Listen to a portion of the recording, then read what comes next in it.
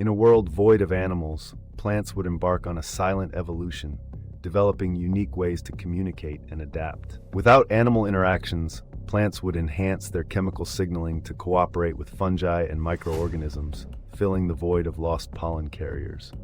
This quiet network would ensure survival through intricate communication, creating a web of nutrient exchange unseen to the Earth's surface. The absence of herbivores would lead plants to adjust growth, focusing more on resilience and less on defensive mechanisms. Over time, these botanical conversations would lead to a lush, interconnected ecosystem thriving independently.